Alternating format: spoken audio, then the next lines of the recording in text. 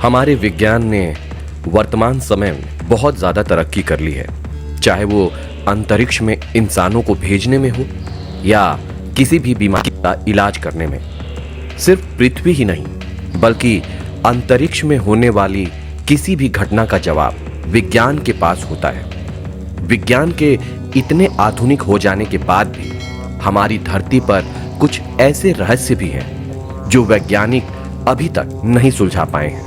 तो चलिए दोस्तों, आज का वीडियो शुरू करते हैं और जानते हैं कुछ ऐसी ही घटनाओं के बारे में जिनका जवाब आज भी विज्ञान के पास भी नहीं है। क्रुक्ड फॉरेस्ट, पोलैंड के ग्रेफिनो नाम के शहर के बहुत नजदीक एक ऐसा जंगल है जिसमें 400 के करीब देवदार के पेड़ हैं और सभी पेड़ एक ही तरह अजीबोगरीब तरीके से झुके हुए हैं। इन सभी झुके हुए पेड़ों की वजह से ही इसे क्रुक्ड फॉरेस्ट का नाम दिया गया है।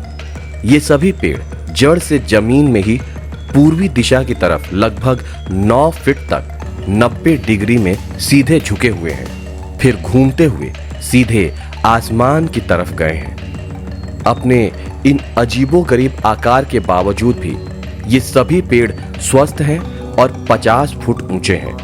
अनुमान है कि ये सभी पेड़ यहाँ 1930 में लगाए गए थे। इन पेड़ों के अजीब आकार का पता लगाने के लिए बहुत से अध्ययन किए गए, लेकिन अभी तक पक्का पता नहीं चल पाया है। पर लोगों ने इन पेड़ों को ऐसे आकार होने पर अपने अलग अलग तर्क दिए हैं। जैसे कि कुछ लोगों का मानना है कि जब पेड़ छोटे थे तो वहां भारी बर्फ गिरने के कारण ये सभी पेड़ एक ही दिशा में झुक गए होंगे और जब बर्फ खत्म हुई तो फिर आसमान की तरफ बढ़ने लगे होंगे। लेकिन ये तर्क इसलिए खारिज किया गया क्योंकि उस जगह में बहुत से देवदार पेड़ हैं, लेकिन बर्फ से सिर्फ इसी जंगल के पेड़ क्यों झुक गए। कुछ लोगों के अनुसार पेड़ों का ये आकार इस जगह पर ज्यादा गुरुत्वाकर्षण बल होने के कारण हुआ है, लेकिन ये तर्क इसलिए नहीं माना जा सकता क्योंकि गुरुत्वाकर्षण बल चीजों को नीचे की तरफ खींचती है, ना कि धरती के ऊपर 90 डिग्री की तरफ। इन सब में सबसे ज्यादा तर्क जो सही माना जाता है वो ये है कि इन पेड़ों को ये आकार उस समय किसानों द्वारा जानबूझकर दिए गए थे। माना जाता है कि उनके पास कुछ ऐसे औजार थे जिससे पेड़ों को ये आकार दिया जाता था, लेकिन ये औजार कौन से थे और किस वजह से पेड़ों को ऐसा आकार दिया जाता था ये अभी भी पता नहीं चल पाया है। इसीलिए इस तर्क को भी पूरी तरह से स्पष्ट नहीं माना जा सकता। लाइटिंग बॉल एक ऐसी अस्पष्ट घटना है जो आसमान में बिजली चमकने के बाद दिखाई देती है। इसे लगभग दुनिया के सभी देशों में लोगों द्वारा देखे जाने का दावा किया गया है। देखे गए अलग अलग लोगों के अनुसार ये हल्की रोशनी का गोला होता है जो एक मटर के दाने से लेकर एक फुटबॉल के आकार जितना बड़ा हो सकता है और कुछ सेकंड से लेकर कुछ मिनट तक हवा में उड़ते हैं और किसी चीज से टकराकर नष्ट हो जाते हैं। इसे लाल, पीला और संतरी रंगों में सबसे ज्यादा देखे जाने का दावा किया गया है। माना जाता है कि ये जिस चीज से टकराता है उसे कुछ मात्रा में नुकसान भी पहुंचाता है और इसके नष्ट होने के बाद जले हुए सल्फर की बदबू आती है।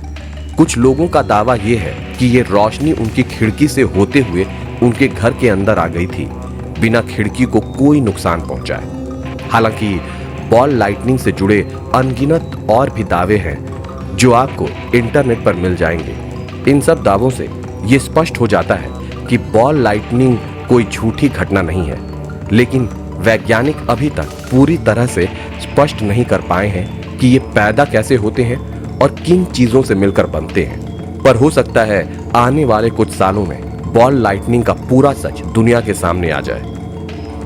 Mysterious rain of Oakville, Washington in 1994। 7 अगस्त 1994 में जब वॉशिंगटन के ओकविल में सुबह के करीब 3 बजे बारिश होनी शुरू हुई तो लोगों ने ध्यान दिया कि बारिश की ये बूंदें चिपचिपे से हैं और साधारण बारिश से अलग हैं, जिसे आज तक कभी नहीं देखा गया था।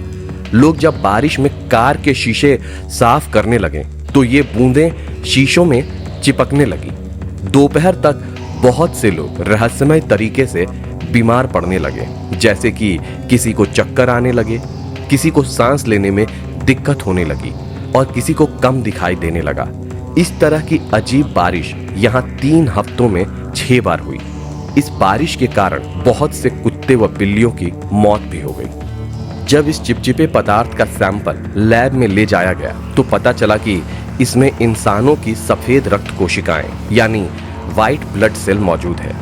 इसके बाद अनुमान लगाया गया कि ये हवाई जहाज द्वारा छोड़े गए इंसानों के मल होंगे, लेकिन ये सिर्फ एक अनुमान ही था। इसका कोई पुख्ता सबूत नहीं मिल पाया। इस अजीबोगरीब बारिश के ऊपर बहुत से तर्क दिए गए, जैसे कि कुछ वैज्ञानिकों के अनुसार ये एलियंस का मल होगा, जबकि कुछ का मानना था कि आर्मी के अभ्यास के दौरान बम जब समुद्र में गिराए गए तो बहुत से जेलीफिश मर गए होंगे और उनके टुकड़े वाष्प होकर बादल बन गए होंगे। लेकिन आर्मी वालों ने ऐसे किसी भी अभ्यास के होने से इनकार कर दिया। लेकिन बहुत से शोध के बाद भी इस अजीबोगरीब बारिश का रहस्य पता नहीं चल पाया। द न्यूयॉर्क टाइम्स ने इसे अनसुलझा घोषित कर दिया। Angelo Faticoni human cork. Angelo Faticoni एक Italian American freak show artist थे। वो अपनी एक खास तरह की क्षमता के कारण इतिहास में प्रसिद्ध हो गए और उनकी खासियत ये थी कि वो पानी में बिना कोई प्रयास किए भी डूबते नहीं थे।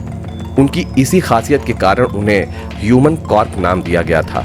उनके शरीर में ये खासियत बचपन से ही मौजूद थी, लेकिन समय के साथ साथ ये बहुत से लोगों को भी पता चली।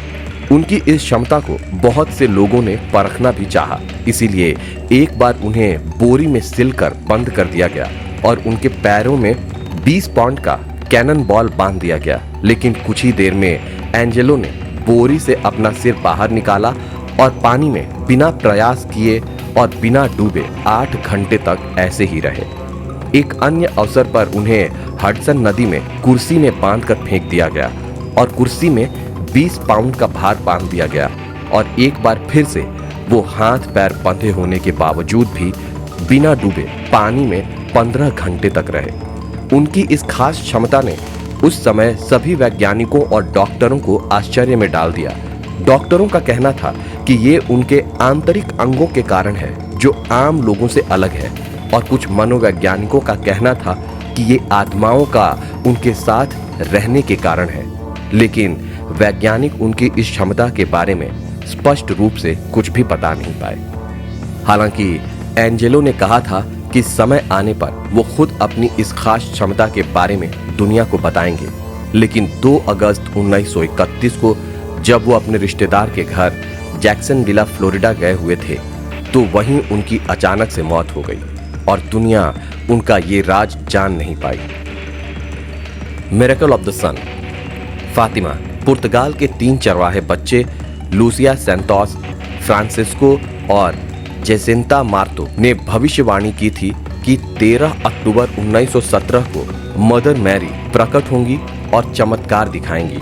बच्चों की ये बात पूरे शहर में फैल गई और अखबारों में भी आने लगी। उनकी इस बात पर बहुत विवाद भी हुआ और बच्चों को कस्टडी में लिया गया, ये सोचकर कि ये एक राजनैतिक चाल है।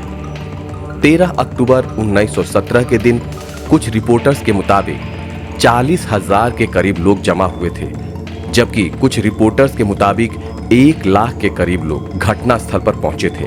उस दिन बहुत से लोगों ने देखा कि कुछ देर बारिश आने के बाद बादल हट गए और सूरज बाकी दिनों के मुकाबले धुंधला दिखाई देने लगा। सूरज रंग बिरंगे रंग में था और चक्र की तरह घूम रहा था। फिर सूरज जिगजैग तरीके से घूमते हुए धरती की तरफ गिर गया। ऐसा 10 मिनट तक चला, फिर सूरज वापस अपनी जगह पर आ गया। कुछ लोगों का कहना था कि इस घटना के बाद बारिश के कारण उनके भीगे हुए कपड़े खुद ही सूख गए। इस घटना को उस दिन हजारों लोगों ने देखा, जबकि कुछ लोग ऐसे भी थे जिन्होंने ये सब नहीं देखा। उस दिन फातिमा में जो कुछ भी हुआ उसके गवाह हजारों लोग बने और इसका जवाब विज्ञान अभी भी नहीं दे पाई है। इसीलिए वो घटना चमत्कार के रूप में इतिहास में दर्ज हो गई और इसे मिरेकल ऑफ द सन और मिरेकल ऑफ फातिमा नाम दिया गया। ला मांचा नेग्रा कराकस, वेनेजुएला। ला मांचा नेग्रा एक काला, चिपचिपा और च्युइंगम की तरह एक अज्ञात पदार्थ है और इसे पहली बार 1986 में वेनेजुएला के कराकस सड़क में काम कर रहे मजदूरों ने देखा था। लेकिन ये उस समय सिर्फ 50 यार्ड के करीब सड़कों पर ही फैला हुआ था और लोगों ने इस पर ज्यादा ध्यान नहीं दिया। लेकिन कुछ ही महीनों में ये अज्ञात चीज 8 मील तक सड़कों में फैल गई। इसके बाद स्थिति इतनी खराब हो गई कि इसके कारण सड़कों पर बहुत सी दुर्घटनाएं हुई और लगभग 1800 लोगों की मौत भी हो गई। ये मौसम के अनुसार फैलता था, जैसे गर्मियों में अधिक तेजी से और ठंड पड़ने पर सिकुड़ जाता था। जब सड़कों पर दुर्घटनाएं बहुत बढ़ने लगीं, तो कुछ एक्सपर्ट ये समस्या लेकर वहां के राष्ट्रपति कार्लोस एंद्रेस पेरेज के पास पहुंचे, लेकिन इसका कारण पता नहीं चल पाया। 1992 तक ये चीज लगभग पूरे कराकस शहर में सड़कों में फैल चुकी थी। वेनेजुएला की सरकार ने इससे छुटकारा पाने के लिए अमेरिका, कनाडा और यूरोप के बहुत से एक्सपर्ट से मदद मांगी और $1 मिलियन खर्च कर दिए, लेकिन किसी को पता नहीं चल पाया कि ये क्या चीज है और इसे छुटकारा कैसे पाया जाए। एक्सपर्ट्स द्वारा इसे डिटर्जेंट से धोया गया, इस पर चूना डाला गया और इसकी परतों को खुरचा गया। ये सब कुछ समय के लिए तो काम करते, पर फिर से फैल जाते।